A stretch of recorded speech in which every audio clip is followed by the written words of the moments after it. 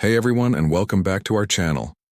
Today we're going on an amazing adventure, from outer space right down to the ground beneath our feet. We're going to talk about something super important, especially for our friends in California: earthquakes. And guess who's helping us understand them better? NASA, that's right. The same people who send astronauts and rovers to other planets are also looking right here at our own planet Earth. So, what ground-shaking secrets have they uncovered? Let's find out together. First off, what even is an earthquake? Imagine you have two giant puzzle pieces, but instead of fitting together nicely, they're stuck. You push them, and they don't move. You push a little harder, and then, suddenly, bang! They slip and slide past each other really fast. That's kind of what an earthquake is. The Earth's surface is made of giant pieces called tectonic plates, like a massive cracked eggshell. These plates are always moving, but very, very slowly, about as fast as your fingernails grow. Now, California is a special place because it sits right on the edge of two of these huge plates, the Pacific Plate and the North American Plate. They're constantly trying to slide past each other. The line where they meet is called a fault. The most famous one in California is the San Andreas Fault. For years, these plates can get stuck, and the pressure builds up, like when you're squishing a spring. When the pressure gets too much, the plates suddenly slip, releasing all that stored-up energy in a big jolt. That jolt is what we feel as an earthquake. So, where does NASA come into all of this? Well, NASA has incredible tools that can see our planet in ways we can't from the ground. They use something called GPS, just like the GPS in your parents' car or phone, but way more powerful. They have thousands of GPS sensors all over California. These sensors can measure tiny, tiny movements of the ground, even movements smaller than the width of a piece of paper. By watching how the ground is slowly stretching, squeezing, and twisting, NASA scientists can see which parts of the faults are getting more and more stressed out. It's like seeing which part of that spring is being squished the most. Another amazing tool they use is called radar.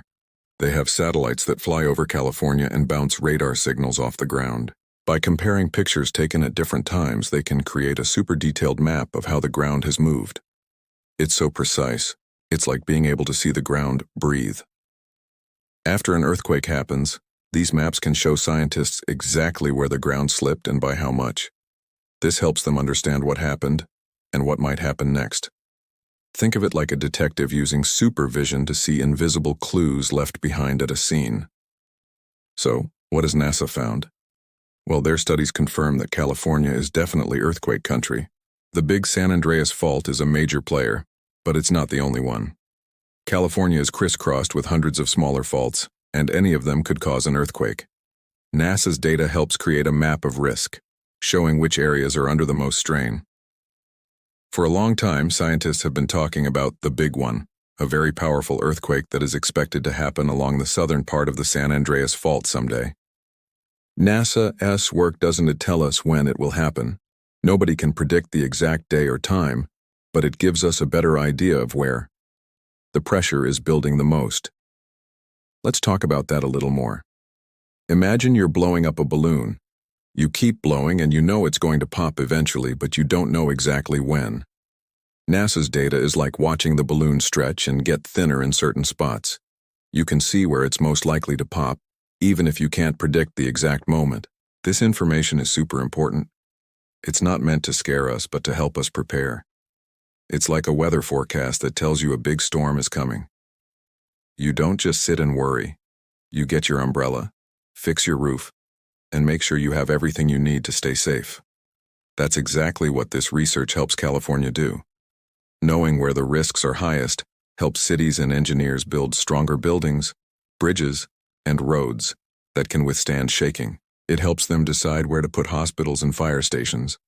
And most importantly, it helps families like yours know how to be prepared. So, what can you do? It's actually pretty simple and can even be a fun family activity. The first step is to talk about it. Talk with your parents about what to do if you feel the ground shake. The most important rule is drop, cover, and hold on. Drop down to your hands and knees. Cover your head and neck with your arms, and if possible, crawl under a sturdy table or desk. Then, hold on until the shaking stops. Practice this at home. Have an earthquake drill. Where's the safest spot in your living room? What about your bedroom? Making it a game can help you remember what to do without being scared.